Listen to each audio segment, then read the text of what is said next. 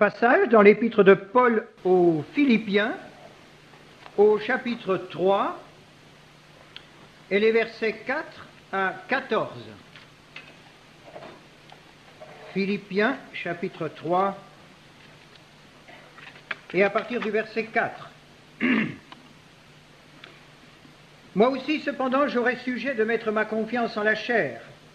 Si quelque autre croit pouvoir se confier en la chair, je le puis bien davantage. Moi, circoncis le 8e jour de la race d'Israël, de la tribu de Benjamin, hébreu né d'hébreu, quant à la loi pharisien, quant aux zèles persécuteurs de l'Église, irréprochable à l'égard de la justice de la loi. Mais ces choses qui étaient pour moi des gains, je les ai regardées comme une perte à cause de Christ. Et même je regarde toutes choses comme une perte, à cause de l'excellence de la connaissance de Jésus-Christ, mon Seigneur, pour lequel j'ai renoncé à tout. Et je les regarde comme de la boue, afin de gagner Christ, et d'être trouvé en lui, non avec ma justice, celle qui vient de la loi, mais avec celle qui s'obtient par la foi en Christ, la justice qui vient de Dieu par la foi, afin de connaître Christ et la puissance de sa résurrection et la communion de ses souffrances, en devenant conforme à lui dans sa mort, pour parvenir, si je puis, à la résurrection d'entre les morts. Ce n'est pas que j'ai déjà remporté le prix, ou que j'ai déjà atteint la perfection, mais je cours pour tâcher de le saisir, puisque moi aussi j'ai été saisi par Jésus-Christ.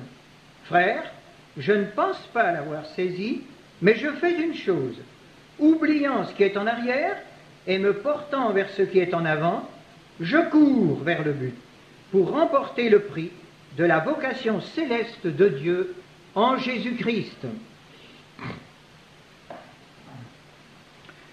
Le sujet qui m'a été confié pour ce matin est l'excellence de la connaissance de Jésus-Christ. Que dire après tout ce que nous avons entendu depuis plusieurs jours par les messages, par les études qui nous ont été apportées, nous présentant Christ sous les différents noms que lui donnent les Écritures? Je pensais qu'il aurait été nécessaire de pouvoir nous arrêter un moment après chaque message, après chaque étude, pour méditer, pour prolonger notre réflexion. Il aurait été bon de s'incliner dans l'adoration, dans la reconnaissance. Nous l'avons fait, sans aucun doute, mais nous étions limités par le temps. Il fallait envisager la rencontre suivante.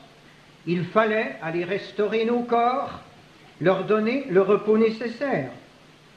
Que le Seigneur veuille bénir lui-même abondamment les prolongements de ces moments passés ensemble au cours de cette convention, au contact de sa parole, et que la connaissance d'un tel Sauveur et d'un tel Maître nous soit toujours plus chère et nous apparaisse toujours plus dans sa sublimité.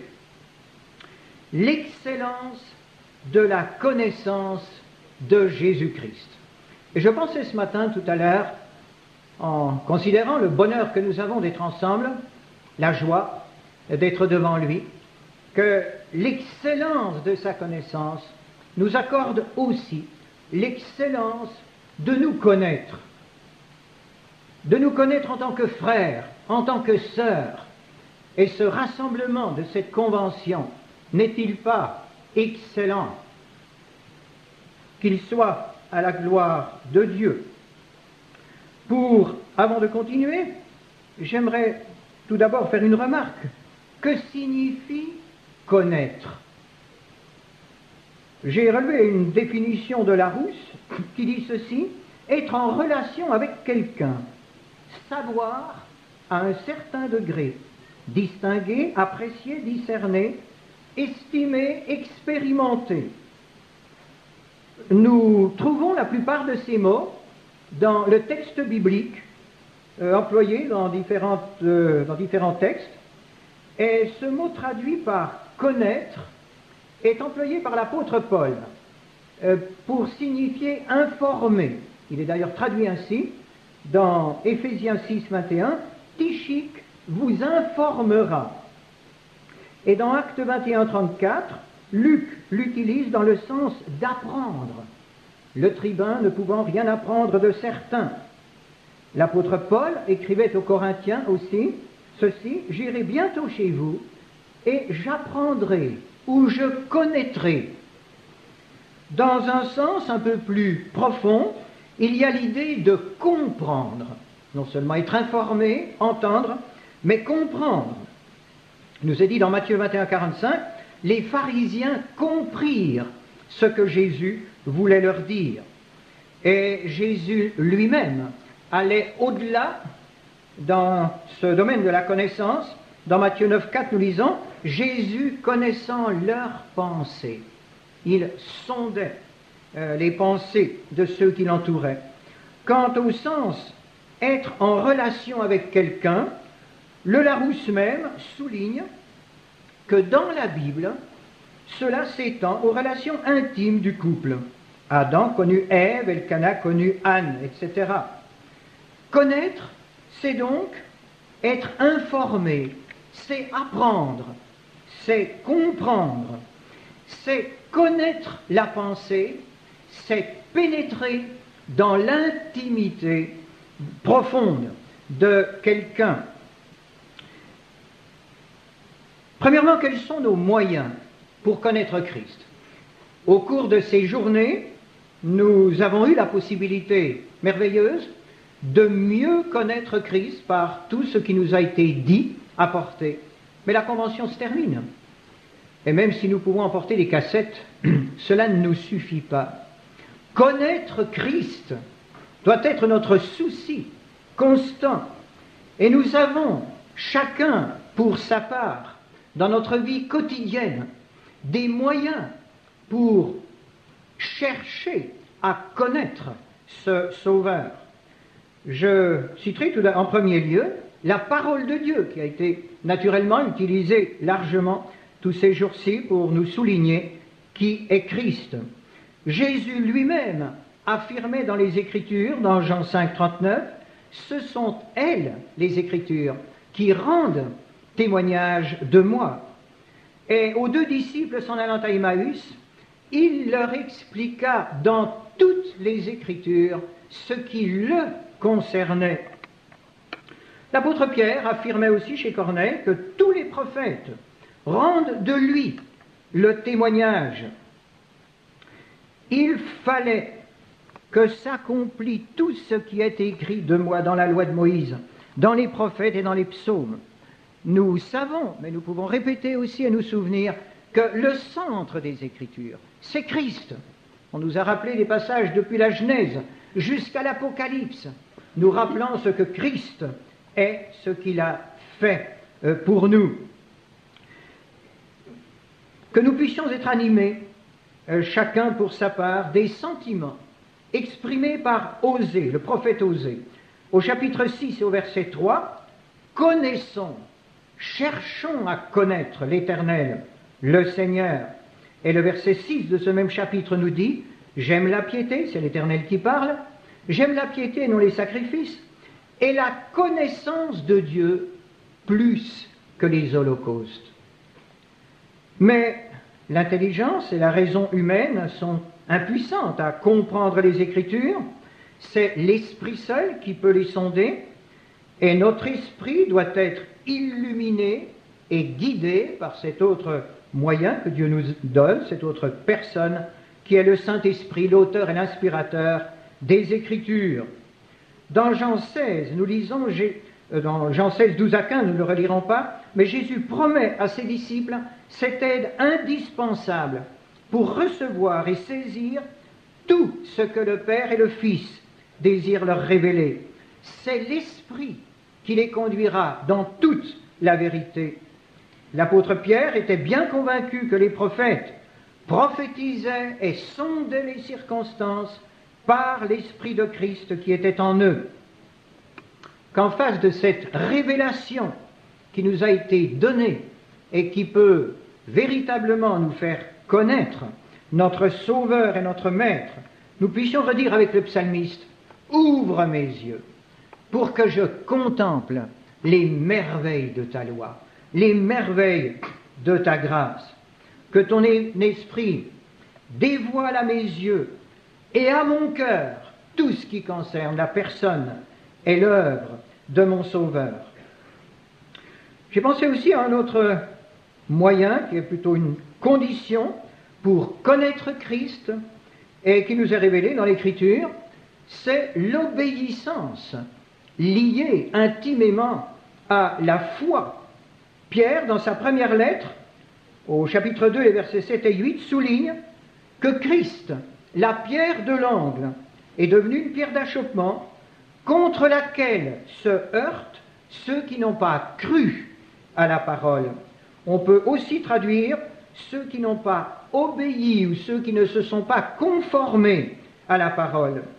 Au lieu de le connaître, ils restent ignorants. Ils restent étrangers à la personne de Christ et à son œuvre.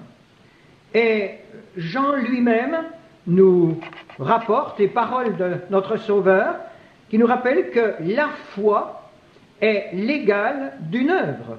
C'est même l'œuvre de Dieu que vous croyiez en celui qu'il a envoyé. Et Jean 6, 69 est très significatif. Nous avons cru et nous avons connu que tu es le Christ, le Saint de Dieu. Et je crois que Dieu nous donne et nous demande aussi de nous conformer d'employer un autre moyen qui est à notre portée, c'est l'amour. Dans Jérémie 24, 7, nous lisons « Je leur donnerai un cœur pour qu'ils connaissent. Un cœur pour qu'ils connaissent que je suis l'Éternel. » Et nous nous souvenons que Jean, dans sa première épître, affirme ceci « Quiconque aime est né de Dieu et connaît Dieu. Celui qui n'aime pas n'a pas connu Dieu. » Saint-Exupéry a dit « On ne voit bien qu'avec le cœur. L'essentiel est invisible pour les yeux. » Je crois que nous pouvons transposer, de par notre expérience, dire « On ne connaît bien qu'avec le cœur. » L'essentiel est incompréhensible à notre raison humaine. Et je crois pouvoir dire qu'on ne peut vraiment connaître quelqu'un que si on l'aime. On ne peut pas vraiment connaître quelqu'un qu'on n'aime pas. Je crois que c'est une condition essentielle, que ce soit dans nos relations et aussi dans notre relation avec notre Dieu, avec notre Sauveur. On ne peut vraiment écouter, comprendre, saisir la pensée de l'autre que s'il y a en nous un amour véritable. Jésus nous a laissé une magnifique promesse dans Jean 14 et au verset 21. « Celui qui m'aime sera aimé de mon Père. Je l'aimerai et je me ferai connaître à lui. À celui qui m'aime, je révélerai quelque chose de ma personne, de mon œuvre, de ma pensée. » L'excellence de sa connaissance. En quoi cette connaissance de Christ est-elle excellente? Que signifie excellent? Là encore, le Larousse nous donne cette simple définition, degré éminent d'une personne ou d'une chose dans son genre. Ça ne nous en dit pas beaucoup plus long. Paul utilise ce mot dans Romains 13, qui est traduit autrement, au sujet des autorités, et des autorités supérieures, c'est le même mot qu'excellent. Dans sa lettre aux Philippiens, il exhorte les chrétiens à regarder les autres comme étant au-dessus ou comme étant supérieurs à eux-mêmes. Et il parle également dans cette lettre de la paix qui surpasse toute intelligence ou toute compréhension. Et ici, dans le texte que nous avons lu tout à l'heure, l'excellence de la connaissance de Jésus-Christ. En quoi cette connaissance est-elle supérieure ou surpasse-t-elle ou est plus excellente que toute autre connaissance? Je crois que nous pouvons dire tout simplement parce que connaître Christ, c'est connaître, selon ses propres paroles, celui qui est le chemin, la vérité et la vie.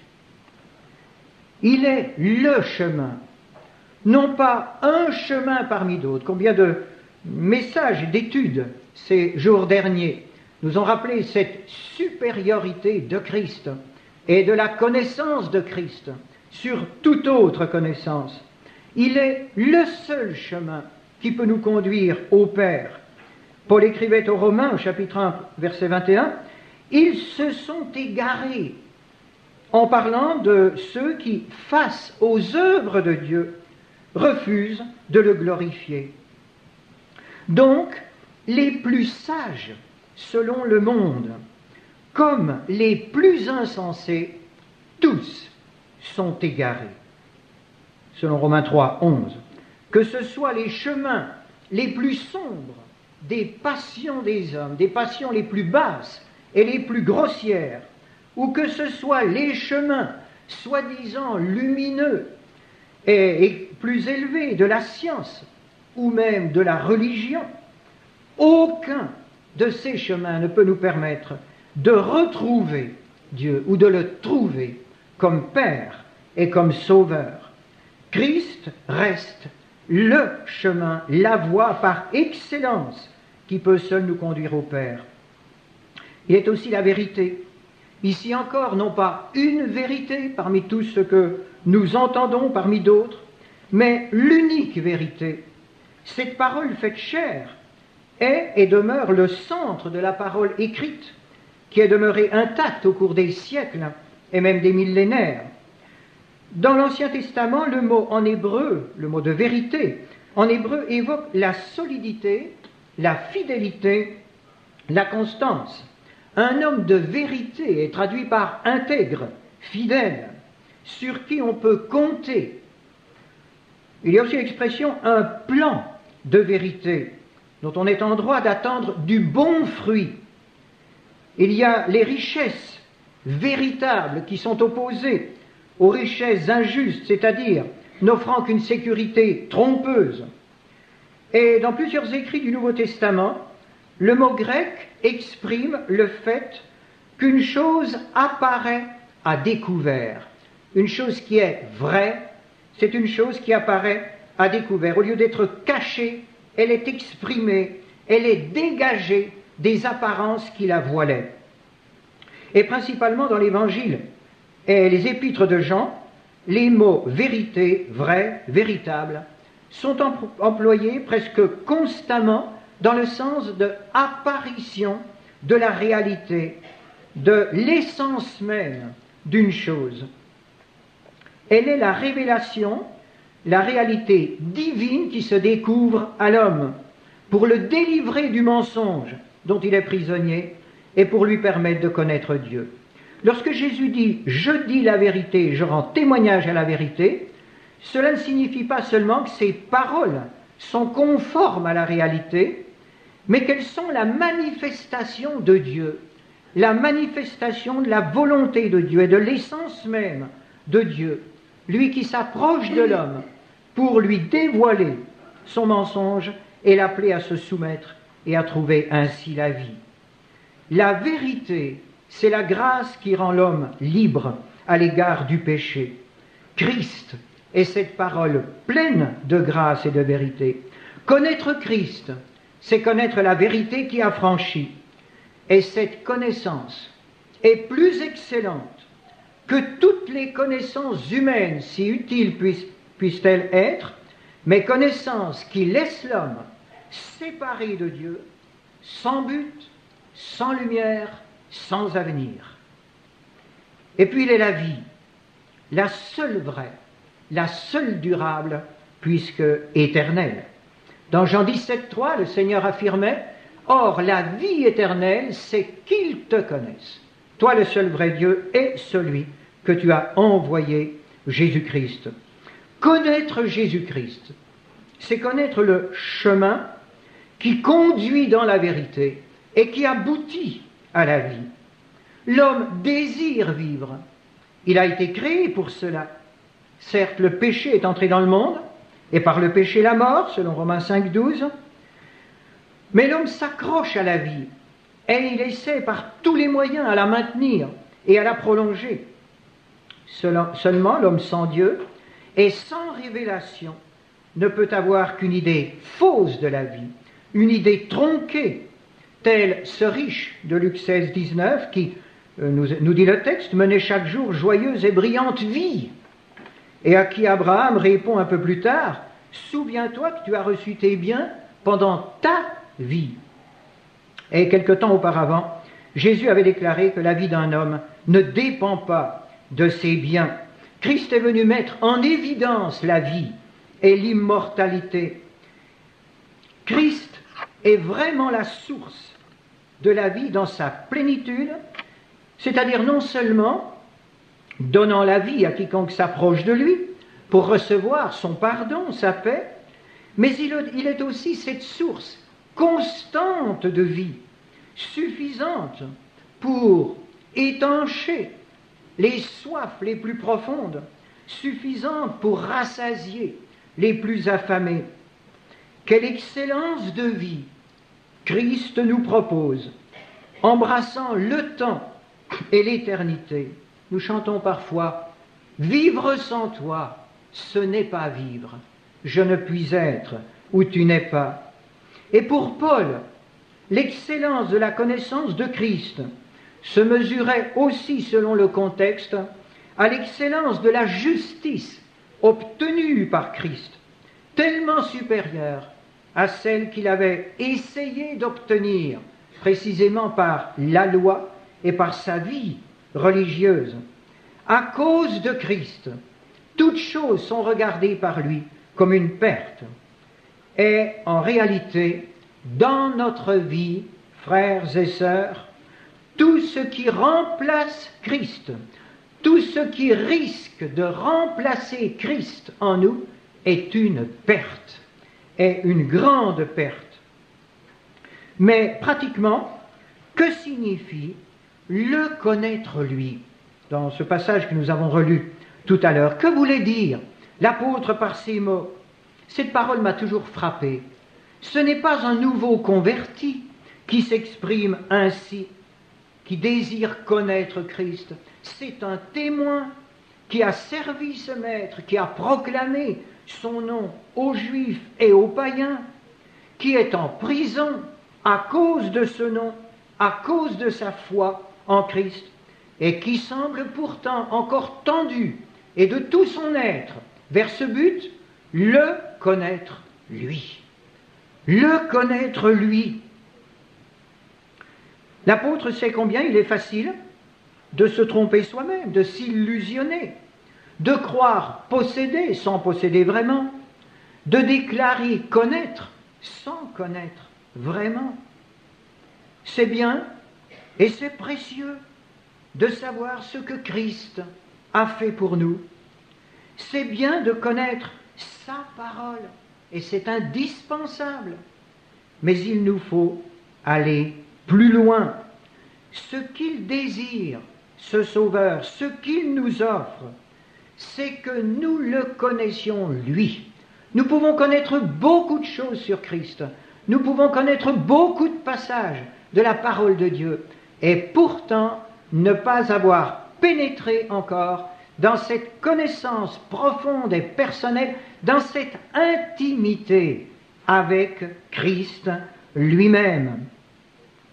Avoir pénétré dans cette intimité au point de pouvoir dire avec l'apôtre Paul, « Pour moi, vivre, c'est Christ ». Et l'excellence de sa connaissance est envisagée sur deux points particuliers, différents, même extrêmes, mais si intimement liés. La communion de ses souffrances et la puissance de sa résurrection. Le connaître lui et la communion de ses souffrances et la puissance de sa résurrection. Nous avons là l'incompréhensible abaissement du Fils de Dieu et la sublime manifestation de sa puissance et de sa divinité. Le connaître lui, c'est pénétrer dans l'éternité de Christ. Il est, cela nous a été rappelé, l'agneau de Dieu immolé dès avant la fondation du monde et manifesté à la fin des temps, selon 1 Pierre 1,20, souverainement élevé, ayant reçu le nom au-dessus de tout nom. Et c'est dans la communion d'un tel Sauveur et d'un tel Seigneur que nous sommes invités à pénétrer. Communion de ses souffrances. À quoi pensons-nous quand nous entendons cette expression, les souffrances de Christ? Il me semble que tout naturellement, nous pensons à la croix.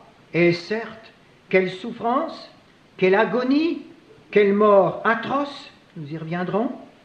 Mais le ministère de Christ ne fut-il pas un ministère de souffrance et dans la souffrance?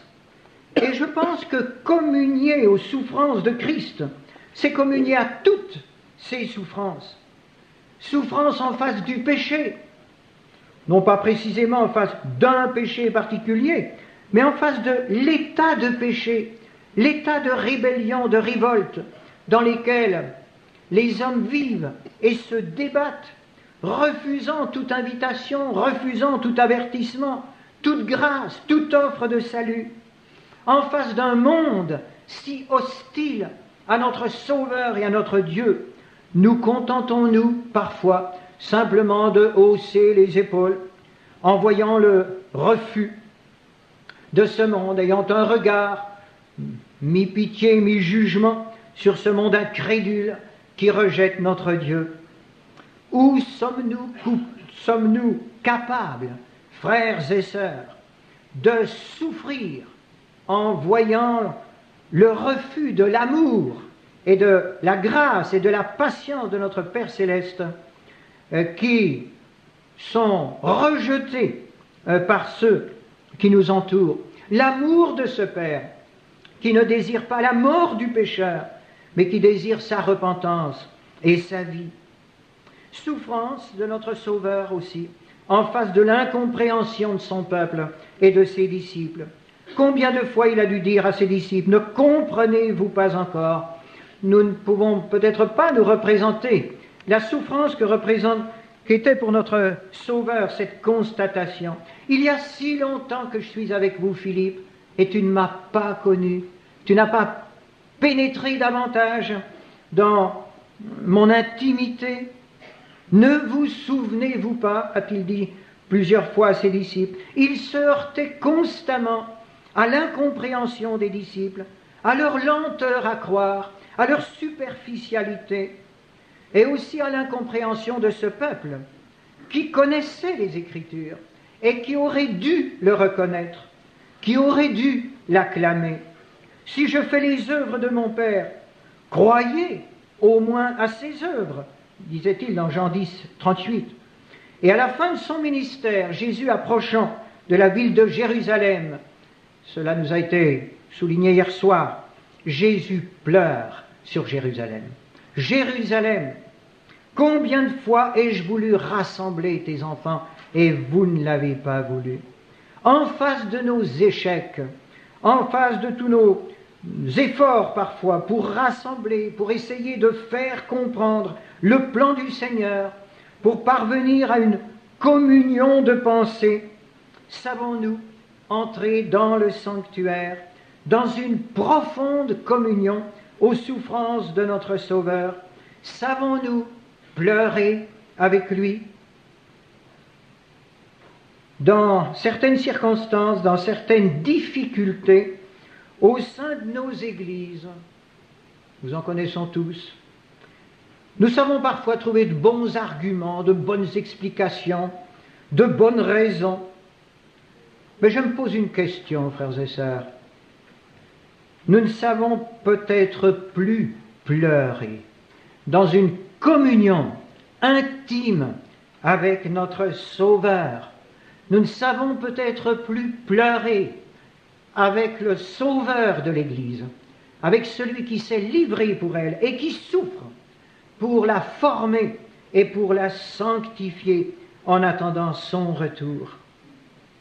Souffrance en face des accusations, des mauvais traitements et des traitements injustes. Pierre affirme dans sa première lettre, chapitre 2, verset 23, en parlant de Christ, maltraité, ne faisait point de menace. Et vous vous souvenez, nous savons que tout le chapitre 53 d'Ésaïe et les récits du jugement et de la crucifixion de notre Sauveur sont là pour dépeindre les souffrances endurées.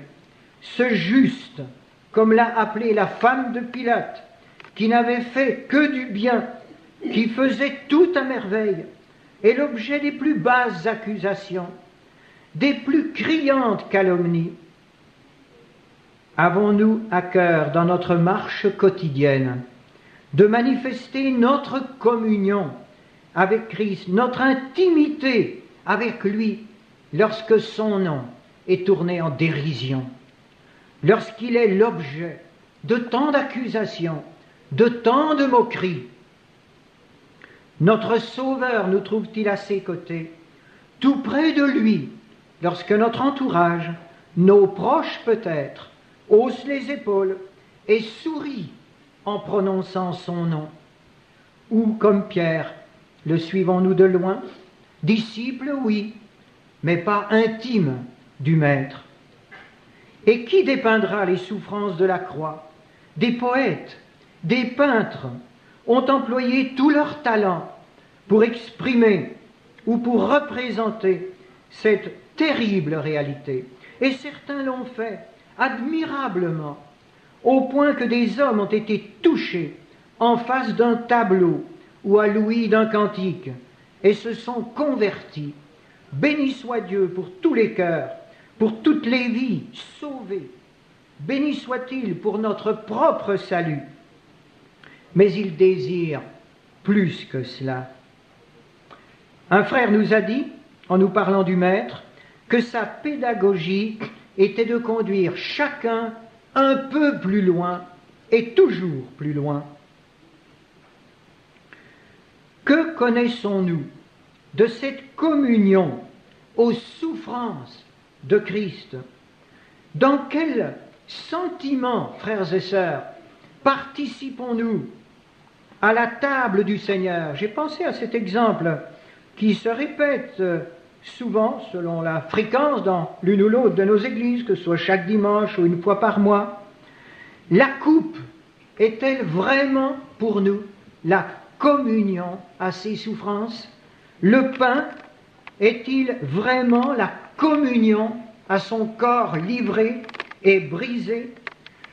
Portons-nous ces éléments à nos lèvres en pensant parfois à l'après-midi que nous allons passer chez l'un ou chez l'autre, ou à la soirée que nous avons projetée? Sommes-nous capables, comme toujours comme à nouveau, de communier à ces souffrances dans ce rappel qui nous est proposé par ce repas? Plusieurs de nos frères et sœurs, d'autre part, ont connu et connaissent encore aujourd'hui une communion douloureuse aux souffrances de Christ et pour Christ. Beaucoup sont devenus conformes à lui, ont été rendus capables, comme lui, à l'exemple d'Étienne, de demander la grâce pour leur bourreau. Cela ne nous est pas demandé à nous aujourd'hui, dans nos pays. Mais n'oublions jamais, frères et sœurs, dans notre marche, que c'est notre fidélité d'aujourd'hui qui prépare notre fidélité de demain. Et que c'est en cultivant aujourd'hui notre communion avec lui que nous nous préparons à rester en communion avec lui demain, quelles que soient les circonstances. Mais en méditant sur ces choses, je pensais qu'il y a une souffrance de notre Sauveur à laquelle aucun être humain n'a jamais pu et ne pourra jamais communier, qu'il ne pourra jamais partager. C'est la souffrance de la séparation d'avec son Père, l'abandon de son Dieu. Même ceux qui seront condamnés et qui s'entendront dire par le Maître, allez-vous-en, je ne vous ai jamais connu, n'auront aucune idée de cette souffrance endurée par celui qui avait toujours été en communion intime avec son Père, en communion parfaite, et qui avait toujours accompli pleinement sa volonté. La souffrance de ce Fils bien-aimé, rejeté, qui était fait péché pour nous sauver. Tout racheté de Christ a cette certitude que son Sauveur a été abandonné du Père, afin que lui, en tant que disciple, ne le soit jamais, quelles que soient ses circonstances, quelles que soient ses difficultés. Que cette vision, que cette pensée, même si nous ne pouvons véritablement communier à une telle souffrance, nous remplisse pourtant d'une reconnaissance et d'un amour débordant et nourrisse notre communion avec un tel Maître. Océan de ta grâce, à genoux sur tes bords, s'exprime un cantique.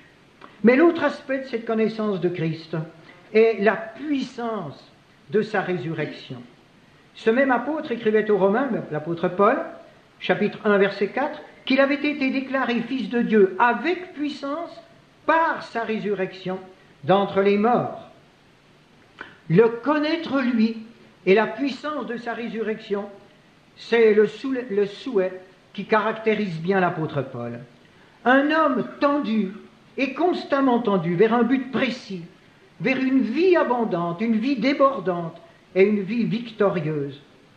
Christ nous a été présenté non seulement sous les noms qui le caractérisent, mais dans son cheminement, dans l'accomplissement du plan divin prévu de toute éternité et réalisé au temps fixé. On nous a rappelé sa naissance, son ministère terrestre, ses souffrances et sa mort. L'on nous a souligné ces deux mots du texte biblique, « il fallait », et je les rappelle tout simplement dans cette ligne, « il fallait qu'il ressuscitât des morts ». Tous ces enseignements, si précieux soient-ils, tous ces miracles, sa victoire sur la tentation, sur les éléments, sur la nature, sur les puissances démoniaques, ne pouvaient nous ouvrir l'entrée dans le royaume des cieux. Et même sa mort, si indispensable pour satisfaire la justice divine, ne nous serait d'aucun secours s'il n'était sorti du tombeau. Si Christ n'est pas ressuscité, votre foi est vaine, écrivait l'apôtre Paul aux Corinthiens, c'est-à-dire elle est vide, elle est inutile. Mais l'apôtre s'empresse d'ajouter, mais Christ est ressuscité. Quel sauveur merveilleux je possède! Certes, il s'est sacrifié pour moi, mais surtout il est vivant, et il est toujours vivant pour intercéder pour moi et pour nous. N'est-ce pas excellent, n'est-ce pas merveilleux de pouvoir redire tout au long de notre route, quel repos céleste! Jésus, d'être à toi pour la mort et la vie. Dans les jours mauvais, de chanter avec foi, tout est bien, ma paix est infinie. N'est-ce pas excellent, dans nos perplexités, dans nos hésitations, dans nos doutes même, de pouvoir redire cette parole merveilleuse, nous ne savons que faire, mais nos yeux sont sur toi. Nous te connaissons, Seigneur. N'est-ce pas excellent lorsque tout chancelle autour de nous et lorsque nous chancelons nous-mêmes parfois, lorsque nous enfonçons en regardant aux vagues et au vent, de pouvoir nous écrier comme Simon, « Seigneur, sauve-moi ». Le connaître lui et la puissance de sa résurrection, comme cela nous était rappelé encore hier soir, savoir que cette grâce nous est accordée, que lorsque tout vient ou viendra à nous manquer, lui nous reste et nous restera. N'est-ce pas excellent lorsqu'un de nos bien-aimés en lui nous est repris, ou lorsque nous devrons nous-mêmes quitter nos bien-aimés, de savoir que celui qui est la résurrection et la vie nous tient dans sa main. Sur toi je me repose, ô Jésus, mon Sauveur. Faut-il donc autre chose? Me faut-il quelque chose de plus excellent, de supérieur à cette vérité? Non. Faut-il donc autre chose pour un pauvre pécheur? Quelle grâce et quelle merveille qu'une telle connaissance, combien supérieure à tout ce qu'un être humain peut connaître ici-bas. Son excellence est éclatante dans le fait que toute autre connaissance disparaîtra, selon les paroles de l'apôtre Paul lui-même. Mais celle-là demeure et nous ouvre l'éternité. En conclusion, j'aimerais rappeler que ce que désirait le Maître pour ses disciples, il le désire aussi pour chacun de nous qui lui appartient aujourd'hui. Dans l'évangile de Jean, au chapitre 15 et au verset 15, nous lisons ces paroles de Jésus adressées aux siens. « Je ne vous appelle plus serviteur, parce que le serviteur ne sait pas ce que fait son maître, mais je vous ai appelé ami, parce que je vous ai fait connaître tout ce que j'ai appris de mon Père. » Sans oublier que c'est en sa présence et dans sa communion intime, comme cela nous a été rappelé aussi, que nous sommes transformés à son image. C'est dans cette intimité que nous sommes préparés à le refléter et à le faire connaître autour de nous, ce qui sera le sujet de cet après-midi. Mais frères et sœurs, sommes-nous prêts à payer le prix d'une telle connaissance, d'une telle intimité avec notre Sauveur? Sommes-nous prêts, comme l'apôtre Paul, à renoncer à tout pour gagner Christ, pour le connaître lui plus profondément? Soyons bien conscients, frères et sœurs, que tout ce qui risque de nuire à notre connaissance plus profonde et plus intime de Christ est véritablement une perte.